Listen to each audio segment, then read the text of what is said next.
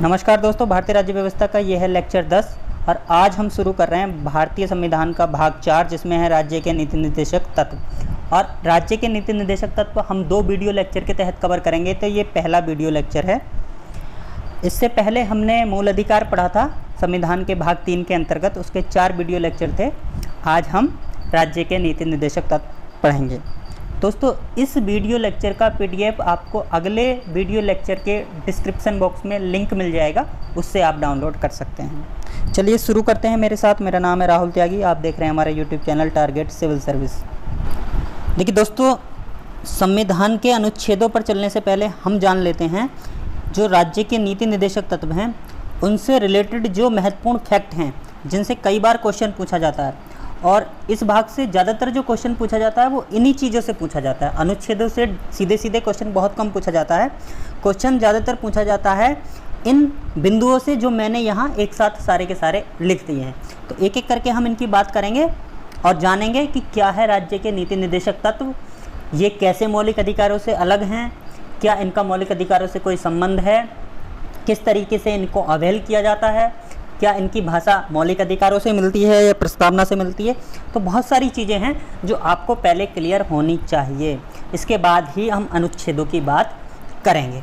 तो देखिए, पहला पॉइंट है, सबसे पहले तो आपको ये पता हो, जो मैंने अभी आपको बताया भी था, कि ये जो नीति निर्देशक तत्व हैं ये भाग 4 में है संविधान के, और अनुच्छेद 36 से 51 तक हैं। 36 से शुरू होते हैं और 51 तक जाते हैं। ठीक है, अभी हम आगे वाली स्लाइडों में एक एक करके इन अनुच्छेदों को भी देखेंगे। देखिए, 51 तक के जो अनुच्छेद हैं उनको हमें बहुत बढ़िया से पढ़ना चाहिए, सिर्फ नीति निर्देशक तत्वों के नहीं, बल्कि शुरू से भाग 1 से जब हमने शुरू किया था, अनुच्छेद 1, 2, 3, 4, इसी तरीके से हम क्रम से सारे अनुच्छेदों को पढ़ते आ रहे हैं। हमने कोई अनुच्छेद नहीं छोड़ा है और पढ़ना भी चाहिए, क्योंकि अक्सर जो क्वेश्चन इन भागों से पूछा जाता है, संविधान की शुरुआत से पूछा जाता है भाग 4 तक, बल्कि भाग 4A जिसमें एक ही अनुच्छेद है 51A, उसका भी पूरी डिटेल से हम अध्ययन करेंगे।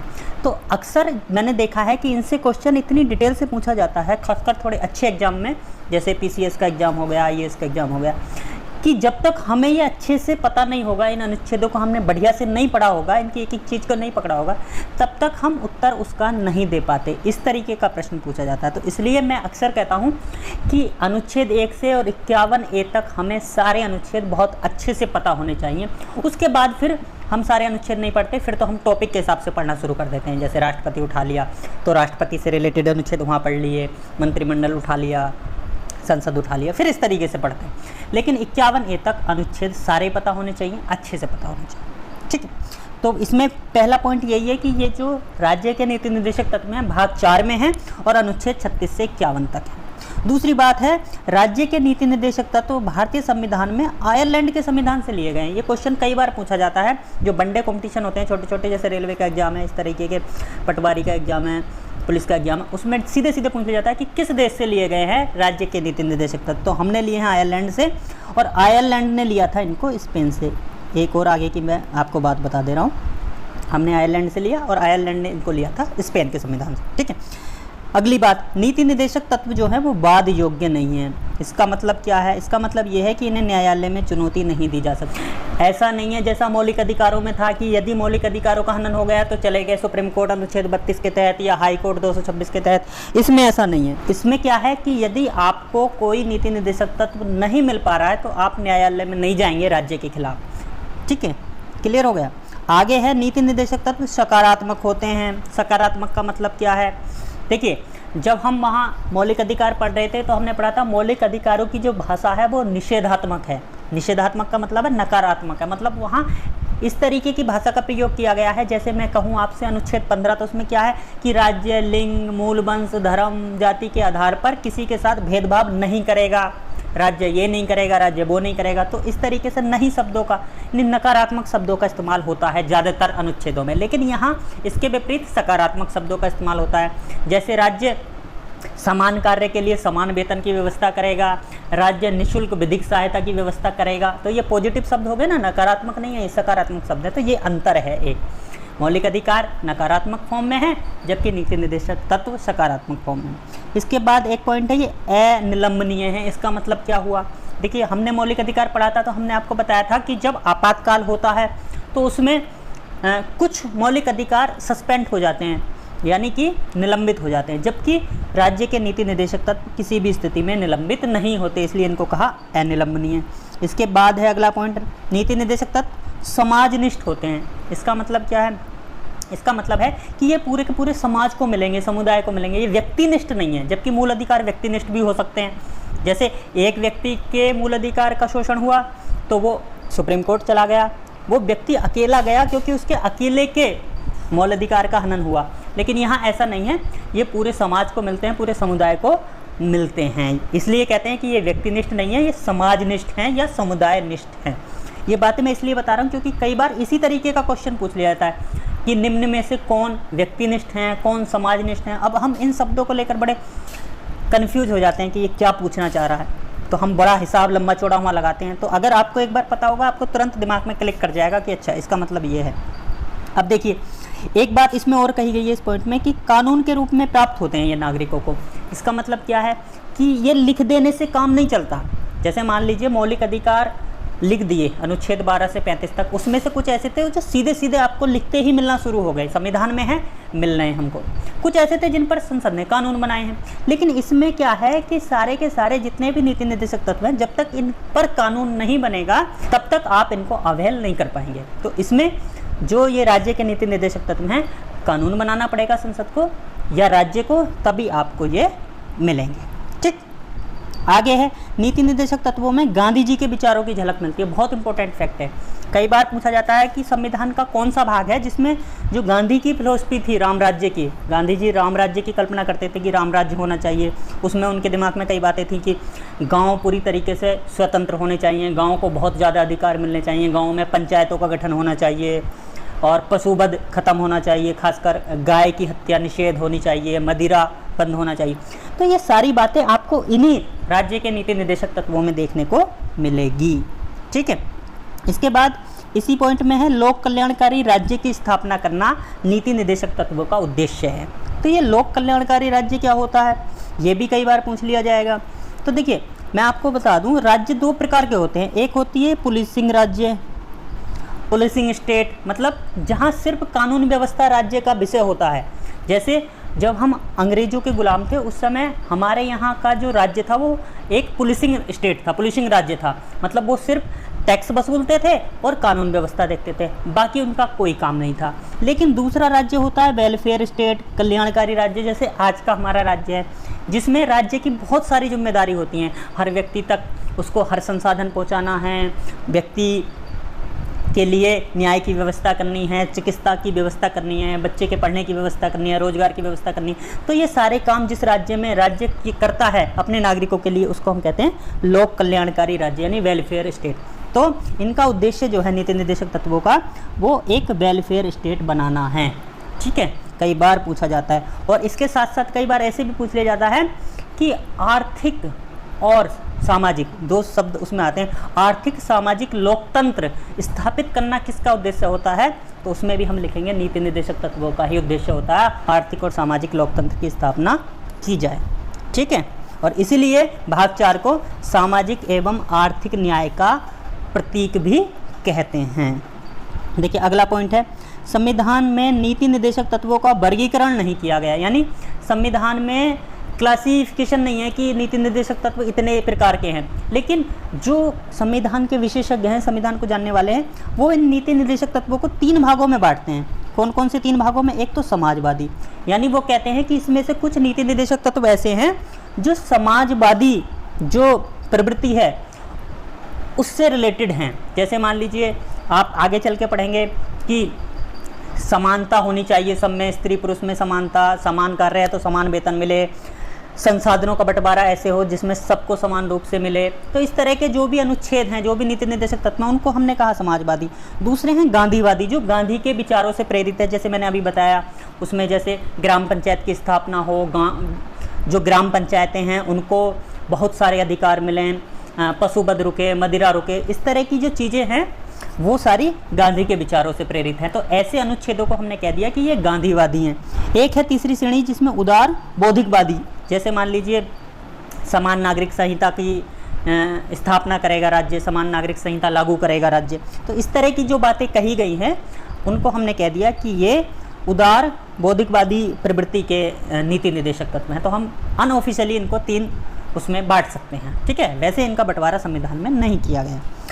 अब देखिए लास्ट पॉइंट है, इसमें कहा गया है, एक तो बात यह है कि डॉक्टर भीमराव अंबेडकर ने निर्देशक तत्वों को कहा है ये विशेषता वाले हैं। इसका मतलब क्या है? इसका मतलब है कि इनमें कुछ करने के लिए है, कुछ ये विशेष हैं, कुछ इनकी विशेषता है जिनसे कुछ राज्य चाहे तो अच्छा कर सकता है। लेकिन दूसरा जो इम्पोर्टेंट फैक्ट है जो अक्सर पूछ लिया जाता है, एक व्यक्ति हैं, बल्कि ये कहूँ कि संविधान सभा के सदस्य हैं KT शाह। इन्होंने कहा है निर्देशक तत्वों के लिए कि ये एक ऐसे चेक हैं जिसका भुगतान बैंक संसाधनों की अनुमति पर ही संभव है। अब इसका मतलब क्या है, अगर आप नहीं समझे तो मैं बता देता हूँ।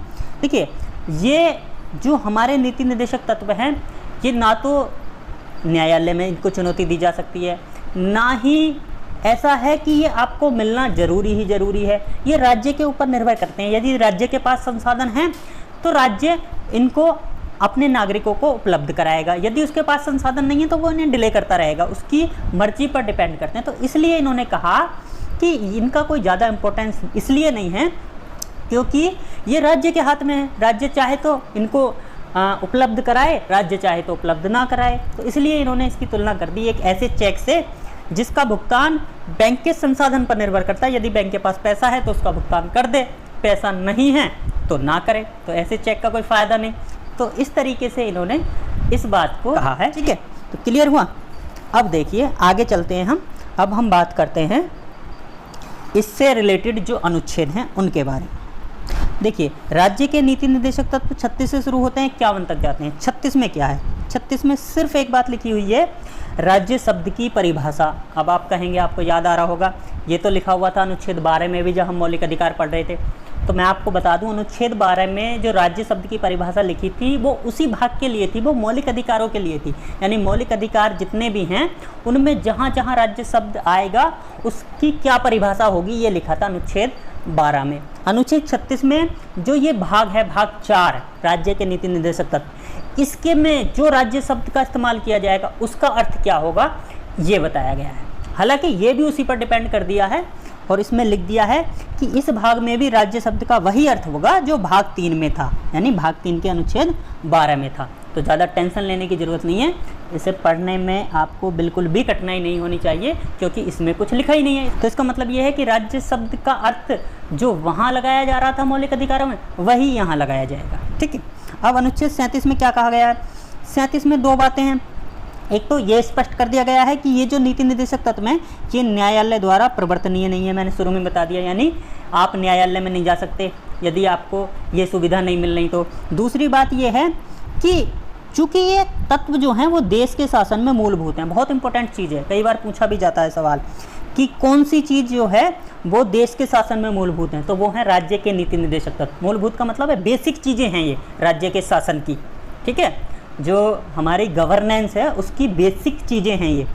तो इसलिए इन तत्वों को लागू करना राज्य का कर्तव्य होगा। राज्य जब भी विधि बनाएगा, जब भी पॉलिसी बनाएगा, नीतियाँ बनाएगा, तो उसका ये कर्तव्य होगा कि वो इन तत्वों को अपनी पॉलिसी में लागू करे, ठीक है, क्लियर। अब देखिए अनुच्छेद 38 में 2 बातें हैं। पहली बात यह है कि राज्य ऐसी सामाजिक व्यवस्था करेगा जिसमें सामाजिक, आर्थिक, राजनीतिक न्याय सभी को मिल सके। अब देखिए ये 3 शब्दों का इस्तेमाल प्रस्तावना में भी हुआ है। प्रस्तावना में आर्थिक, राजनीतिक, सामाजिक न्याय तीनों बातें थी और यहाँ भी ये तीनों बातें हैं। तो कई बार इस तरीके से क्वेश्चन पूछा जाता है कि राजनीतिक, सामाजिक, आर्थिक न्याय का उल्लेख कहाँ कहाँ है, तो उसमें 2-3 चीज़ दे देता है, प्रस्तावना भी दे देता है, ये भी दे देता है, नीति निर्देशक तत्व, मौलिक अधिकार भी दे देता है, मौलिक कर्तव्य दे देता है, और फिर ऑप्शन बना देता है कि 1 2 2 3, केवल 1 1 2 3 4। तो आपको याद रखना है कि ये ऐसे शब्द हैं जिनका इस्तेमाल या तो प्रस्तावना में हुआ है या फिर आपके नीति निर्देशक तत्वों में हुआ है, ठीक है। अब देखिए दूसरी बात है इसमें कि राज्य व्यक्तियों के बीच आय की जो असमानता है, हमारे यहाँ आय की असमानता बहुत है। एक व्यक्ति बहुत ज़्यादा गरीब है, एक के पास बहुत ज़्यादा पैसा है। 1% लोग जो अमीर हैं उनके पास लगभग 50% लोगों के बराबर पैसा है। तो राज्य का क्या कर्तव्य है कि वो असमानता जो आय की है उसको कम करेगा। कम कैसे करेगा राज्य? आपने देखा होगा राज्य क्या करता है, टैक्स लगाता है जिन पर ज़्यादा पैसा होता है और उस टैक्स से वो कल्याणकारी योजनाएं चलाता है जिससे गरीबों के पास पैसा पहुंचता है, ठीक है। इसके अलावा जो विभिन्न व्यवसायों में लगे हुए लोगों के समूह हैं उनके बीच भी जो प्रतिष्ठा, सुविधा और अवसरों की असमानता है उनको भी कम करेगा, उनको भी समाप्त करेगा। ये भी राज्य का कर्तव्य है। ठीक, चलिए अब देखिए अनुच्छेद आया आपका 39, जो नीति निर्देशक तत्वों का सबसे ज़्यादा महत्वपूर्ण अनुच्छेद है। ये इसमें 6 बातें हैं और एक एक को मैं आपको बताता चलता हूँ, बहुत इंपॉर्टेंट है।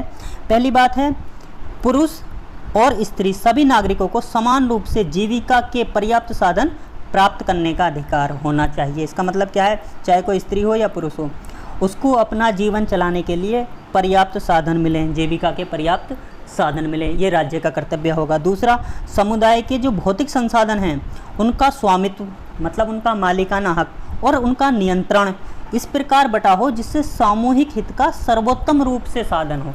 यानी कि जो भौतिक संसाधन हैं हमारे, जैसे खनिज के भंडार हैं, पानी हैं, ज़मीन है, वो ऐसा ना हो कि उस पर कोई 1-2 व्यक्ति ही पूरा अधिकार कर लें, कुछ ही लोग पूरा अधिकार कर लें, नियंत्रण कर लें, बल्कि वो सब में बटे होने चाहिए। वो इस तरीके से बटे हों जिससे ज़्यादा से ज़्यादा लोगों को मिल सकें।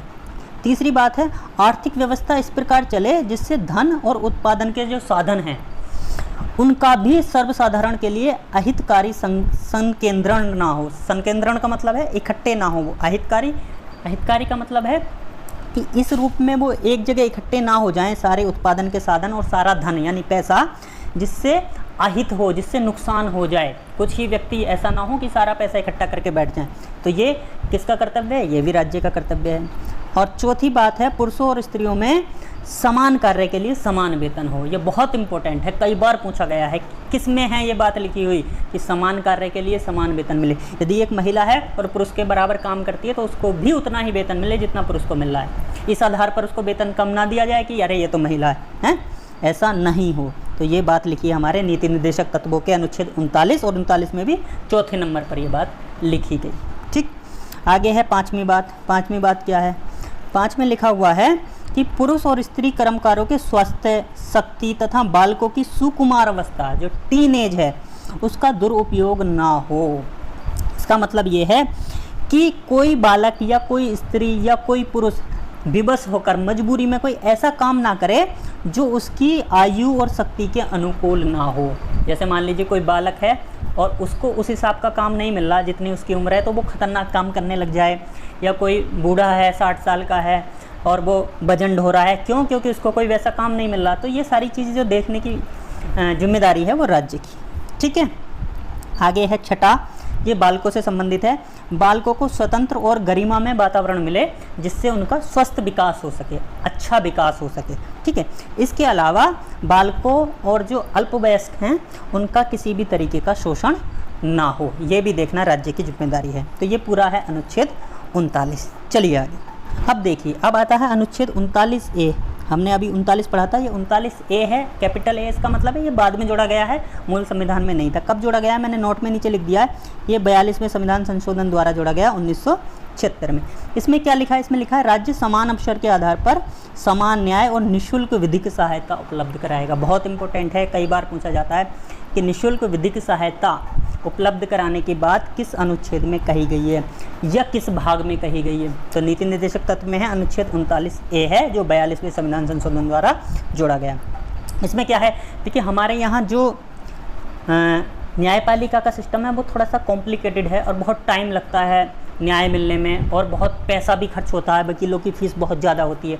तो ऐसे लोगों के लिए राज्य लीगल एडवाइस अवेलेबल कराएगा जिनके पास पैसा नहीं है, और वो फ्री होगा।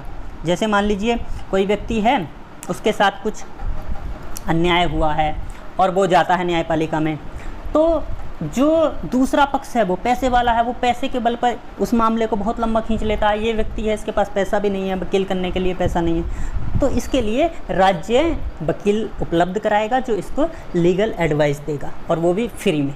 इसके लिए हमने एक एक्ट बना रखा है, 1987 का हमारा एक अधिनियम है, नलसा एक्ट।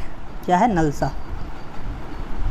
नलसा के तहत बहुत सारी अथॉरिटी बनी हुई हैं। नेशनल लेवल पर भी एक अथॉरिटी बनी हुई है, स्टेट लेवल पर भी एक अथॉरिटी बनी हुई है, डिस्ट्रिक्ट लेवल पर भी अथॉरिटी बनी हुई है, जिसको कहते हैं नेशनल लेवल पर नलसा स्टेट लेवल पे सलसा और डिस्ट्रिक्ट लेवल पे डलसा। इनका काम यही है, इन प्राधिकरणों का काम यही है, ऐसे व्यक्ति जो गरीब हैं, कमज़ोर हैं, BPL कार्ड धारक हैं, उनको आप विधिक सहायता उपलब्ध कराएं राज्य की तरफ से। ठीक है, क्लियर हुआ। अब देखिए अनुच्छेद 40 बहुत इंपॉर्टेंट है। अनुच्छेद 40 ये भी कई बार पूछा जाता है। ग्राम पंचायतों का संगठन करने के लिए कहा गया है राज्यों से, और ये गांधी के विचार हैं। इसमें कहा गया है कि राज्य ग्राम पंचायतों का संगठन करेगा, गठन करेगा और उनको ऐसी शक्तियां और अधिकार प्रदान करेगा जिससे वो स्वायत्त हो सकें, मतलब स्वायत्त शासन की इकाई के रूप में कार्य कर सकें। यानी उन्हें बहुत ज़्यादा अधिकार देगा और इतने अधिकार देगा कि वो अपना विकास खुद कर सकें। ये राज्य का काम है और राज्य कर भी रहे हैं। आज तो ज़्यादातर राज्यों में, लगभग सभी राज्यों में ग्राम पंचायतों का गठन होता है और इसका बड़ा विस्तृत रूप है। ग्राम पंचायतों का ही नहीं, उसके साथ साथ आपकी मध्यवर्ती पंचायत भी आती हैं, जिसे ब्लॉक पंचायत कहते हैं, जिला पंचायत कहते हैं, और इसके साथ साथ एक शहरी स्तर पर भी पंचायतीय व्यवस्था है जिसको हम नगर पालिका कहते हैं। तो ये सारा हम डिटेल से पढ़ेंगे जब हम स्थानीय निकाय वाला चैप्टर पढ़ेंगे उसमें, तो यहाँ हम इसको ज़्यादा नहीं छेड़ेंगे। सिर्फ इतना हमें पता होना चाहिए कि ग्राम पंचायतों का गठन जो है उसका आधार हमारा अनुच्छेद 40 है, जो राज्य के नीति निर्देशक तत्वों में आता है। अब देखिए अनुच्छेद 41 क्या है। अनुच्छेद 41 है, राज्य अपनी आर्थिक सामर्थ्य और विकास की सीमाओं के भीतर काम पाने, शिक्षा पाने तथा बेकारी, बुढ़ापा, बीमारी, निःशक्तता आदि दशाओं में लोक सहायता पाने के अधिकार को प्राप्त कराने का प्रभावी उपबंध करेगा। यानी राज्य का जो अपना आर्थिक सामर्थ्य है, जितने जिस राज्य के पास संसाधन हैं और उसकी जितनी सीमा है, उसके अंदर एक तो वो काम की व्यवस्था करेगा ताकि व्यक्ति को काम मिल सके, शिक्षा की व्यवस्था करेगा, शिक्षा मिल सके। इसके साथ साथ ऐसे लोग जो बेकार हैं, बूढ़े हैं, बीमार हैं, निःशक्त हैं, मतलब कि एक तरीके से डिसेबल्ड हैं, जिनको दिव्यांग कहते हैं, ऐसों को लोक सहायता भी उपलब्ध कराएगा। जगह जगह बूढ़ों के लिए शेल्टर होम बने होते हैं। तो इस तरह की व्यवस्था जो राज्य करता है वो इन्हीं अनुच्छेदों के तहत करता है। बीमारों के लिए अस्पताल होते हैं खुले हुए, जो डिसेबल्ड होते हैं उनको पेंशन दी जाती है, वो जहाँ जाते हैं ताकि उनको उठने में, बैठने में, चढ़ने में, उतरने में दिक्कत ना हो, उस तरीके का इंफ्रास्ट्रक्चर सरकार उपलब्ध कराती है। तो ये सारी चीज़ें जो होती हैं वो इसी अनुच्छेद 41 के ही अनुसार होती हैं। अब देखिए अनुच्छेद 42 में क्या है, राज्य काम की न्यायसंगत और मानवोचित दशाओं को सुनिश्चित करेगा। यानी कि अनुच्छेद 41 में कहा कि काम की व्यवस्था करेगा, और काम की व्यवस्था कर देने से ही सब कुछ नहीं होगा, बल्कि ऐसे काम की व्यवस्था करेगा जहां काम करने की मानवोचित दशाएं हों। और उसके साथ साथ प्रसूति सहायता। प्रसूति सहायता क्या है, आपने देखा होगा, यदि कोई महिला है और चाहे वो प्राइवेट नौकरी में है या वो गवर्नमेंट नौकरी में है, तो वो जब बच्चे को जन्म देती है तो उसको स्पेशल लीव दी जाती हैं, प्रसूति छुट्टी दी जाती हैं, चाइल्ड केयर लीव दी जाती हैं बच्चे की देखभाल के लिए। इसके अलावा अब तो और भी कई व्यवस्थाएं की गई हैं, जैसे महिलाओं को अगर वो वर्क पैलेस पे हैं तो वहाँ स्तनपान अपने बच्चे को कराने के लिए केबिन बनाए हुए हैं। तो इस तरीके की ये सारी व्यवस्थाएँ जो होती हैं अनुच्छेद 42 के आधार पर ही की जाती हैं। अब देखिए अनुच्छेद 43 में कहता है कि सभी कर्मचारियों को काम, निर्वाह मजदूरी, श्रेष्ठ जीवन स्तर, अवकाश, इस तरह की व्यवस्था राज्य करेगा। इसका मतलब ये है, सीधा सीधा आप याद रखें कि एक मिनिमम वेज राज्य देगा, जिससे इतना वेतन कम से कम राज्य देगा जिससे उनका गुजारा हो सके। उसको कहते हैं निर्वाह मजदूरी। इतनी मजदूरी कम से कम होनी चाहिए जिससे उनका अच्छे से गुजारा हो सके, और उसके साथ साथ उन्हें छुट्टी की भी व्यवस्था होनी चाहिए। इसके अलावा सामाजिक सांस्कृतिक अवसर प्राप्त करने का उन्हें मौका मिलना चाहिए। और एक चीज़ इसमें और है अनुच्छेद 43 में जो बहुत इंपॉर्टेंट है और जो कहीं ना कहीं गांधी के जो विचार हैं उनसे रिलेट करती है, वो है गाँव में कुटीर उद्योगों को बढ़ावा देना। गांधी जी कहते थे ना, कुटीर उद्योगों के बल पर हमारा भारत विकसित बनेगा। जो छोटे छोटे उद्योग हैं जो घरों में चलते हैं उनको बढ़ावा देना सरकार का कार्य है। किस तरीके से बढ़ावा दे सकती है सरकार? इंडिविजुअल भी दे सकती है, और इसके अलावा सहकारी आधार पर जो सहकारी समितियां बनाई गई हैं वो भी आगे आएगा अनुच्छेद, उसके द्वारा भी उन कुटीर उद्योगों को सरकार यानी राज्य बढ़ावा देगा, उनको आगे बढ़ने के मार्ग प्रशस्त करेगा। आज भी आपने सुना होगा जब कभी बैंकिंग क्षेत्र में कुछ घोषणाएं होती हैं तो उसमें होता ना, कुटीर उद्योग के लिए इतना पैसा सरकार दे रही है, बैंकों को लोन देने के लिए इतना पैसा, लघु उद्योग के लिए, मध्यम उद्योग के लिए। तो इसमें कुटीर उद्योगों की बात की गई। ठीक है, तो ये हो गया अनुच्छेद 43 तक। 36 से लेकर 43 तक आज हमने पढ़ लिए हैं, और इसके दूसरे भाग में हम 44, अभी तो 43 के कई अनुच्छेद बचे हैं, 43A B वो पढ़ेंगे और इसको 51 तक लेकर जाएंगे। और इसके बाद हम सारे अनुच्छेद जब पढ़ लेंगे तो फिर थोड़ा सा ये भी डिस्कशन करेंगे जो बहुत इंपॉर्टेंट हो जाता है कि मौलिक अधिकार और राज्य के नीति निर्देशक तत्व, इनमें आपस में क्या कंट्राडिक्शन भी होता है, कहीं कहीं क्या ये आपस में टकराते भी हैं। और जब ये आपस में टकराते हैं, देखिए ऐसा हो सकता है ना, कोई बात मौलिक अधिकारों के हिसाब से सही हो लेकिन राज्य के नीति निर्देशक तत्वों के हिसाब से गलत हो, या कोई चीज़ राज्य के नीति निर्देशक तत्वों के हिसाब से ठीक हो लेकिन मौलिक अधिकार कोई उसमें बाधा पैदा कर रहा हो इसलिए वो लागू नहीं हो पा रही हो। तो जब इनमें आपस में कोई ऐसा विवाद होता है तब मौलिक अधिकारों को वरीयता दी जाती है या राज्य के नीति निर्देशक तत्वों को वरीयता दी जाती है, या फिर सुप्रीम कोर्ट ने यदि ऐसा विवाद कोई आया है तो क्या कहा है इस बारे में, और क्या मौलिक अधिकार बड़े हैं या फिर राज्य के नीति निर्देशक तत्व बड़े हैं। तो इन चीज़ों को भी हम थोड़ा सा डिस्कस करेंगे जो बहुत इंपॉर्टेंट हैं। तो अब हम देख लेते हैं इन जो भी हमने अनुच्छेद पढ़े इनसे संबंधित कुछ क्वेश्चन जो पिछले एग्जामों में पूछे गए हैं। चलिए देखिए, पहला सवाल है UPRO मेंस 2013 में पूछा गया है, निम्नलिखित में से कौन एक राज्य के नीति निर्देशक सिद्धांतों का उद्देश्य नहीं है, यानी नीति निर्देशक सिद्धांतों का उद्देश्य निम्न में से कौन सा नहीं है। एक, कल्याणकारी राज्य की स्थापना करना, मैं अभी बता चुका हूँ ये राज्य के नीति निर्देशक तत्वों का एक उद्देश्य है। सामाजिक आर्थिक न्याय को सुनिश्चित करना, ये भी है, मैंने बताया। एक, धार्मिक राज्य की स्थापना करना, देखिए ये नहीं है। यहाँ राज्य के नीति निर्देशक तत्वों में हमने जितने भी अनुच्छेद पढ़े हैं कहीं भी धार्मिक राज्य की बात नहीं की गई, धर्म की तो बात ही नहीं की गई, आगे भी नहीं की जाएगी जो बचे हुए अनुच्छेद हैं। तो आप क्लियर याद रखें, नीति निर्देशक तत्वों में धर्म शब्द कहीं आता ही नहीं है, ये मौलिक अधिकारों में आता है, यहाँ नहीं आता। और नीचे है एक, धर्मनिरपेक्ष राज्य की स्थापना करना, ये भी सही है, तो ये गलत है, इसमें सी, तो इसका आंसर आ जाएगा सी। चलिए अब देखिए, ये कह रहा है समान कार्य के लिए समान वेतन, अभी हम पढ़ के आ रहे हैं, भारत के संविधान में सुनिश्चित किया गया है। बहुत बार पूछा गया, PCS के प्री में पूछा गया 1998 में, 2004 में लोअर के प्री में पूछा गया है, फिर मेंस में भी पूछा गया है, ये LDA UDA के 2010 में। ये कह रहा है समान कार्य के लिए समान वेतन भारत के संविधान में सुनिश्चित किया गया। कहाँ किया गया? बिल्कुल हम अभी अभी पढ़ के आ रहे हैं, राज्य के नीति निर्देशक तत्वों में। कौन सा अनुच्छेद है वो? अनुच्छेद है 39, और 39 में भी कौन सा है? चौथे नंबर का, 39 का चौथा प्रावधान है, या फिर हम कह सकते हैं 39 का डी, अगर हम ABCD के हिसाब से बताएं तो। ठीक है, चलिए सवाल है, निम्नलिखित अनुच्छेदों में से कौन एक राज्य सरकार को ग्राम पंचायतों को संगठित करने का निर्देश देता है? बिल्कुल अभी पढ़ के आ रहे हैं, कौन सा है? अनुच्छेद 40, जिसमें ग्राम पंचायत की संरचना है, जो गांधी का एक विचार था। ये पूछा गया था PCS प्री 2014। चलिए आगे चलिए। अब देखिए, IAS प्री 2015 का सवाल है, बहुत इंपॉर्टेंट है, ध्यान से पढ़ते हैं। राज्य की नीति के निर्देशक तत्वों के बारे में निम्नलिखित कथनों पर विचार कीजिए। ये तत्व देश के सामाजिक आर्थिक लोकतंत्र की व्याख्या करते हैं। सही है, मैंने बताया था अभी आपको, सामाजिक आर्थिक लोकतंत्र की व्याख्या करते हैं। सामाजिक आर्थिक लोकतंत्र का उद्देश्य इन्हीं का है।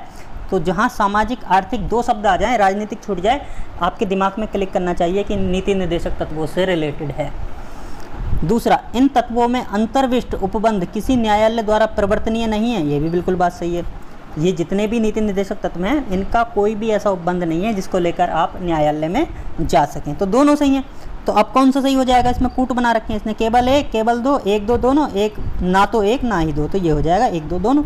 सी ऑप्शन हमारा सही है। अब देखिए लास्ट सवाल है हमारा, ये शासन के लिए आधारभूत है। शासन दिख नहीं रहा, कट गया, मैं यहाँ लिख दे रहा हूँ। शासन के लिए आधारभूत है। क्या आधारभूत है? मूल अधिकार, मूल कर्तव्य, राज्य के नीति निर्देशक तत्व, और डी में है मूल अधिकार तथा मूल कर्तव्य। तो मैंने आपको बताया था जब हम पढ़ रहे थे अनुच्छेद 37 में साफ साफ लिखा है कि ये न्यायालय में प्रवर्तनीय नहीं है, लेकिन चूंकि ये शासन के लिए मूलभूत है, मैंने जोर दिया था इस शब्द पे, इसलिए जब राज्य विधि बनाएगा तो उसका कर्तव्य होगा कि वो इन चीज़ों को ध्यान में रखे। तो राज्य के नीति निर्देशक तत्व शासन के लिए आधारभूत हैं, बेसिक चीज़ें हैं इसमें शासन से रिलेटेड। ठीक है, तो यहाँ आएगा हमारा आंसर सी। तो क्लियर हुआ? चलिए, तो आज के इस टॉपिक को हम यहीं समाप्त करते हैं। यदि ये वीडियो आपको पसंद आए तो इसको लाइक करें, अपने दोस्तों के साथ शेयर करें और हमारे चैनल को सब्सक्राइब करें, ताकि राज्य व्यवस्था सीरीज की और जो हमारा विश्व भूगोल सीरीज चल रही है उससे रिलेटेड सारी वीडियो आपको निरंतर मिलती रहें। धन्यवाद।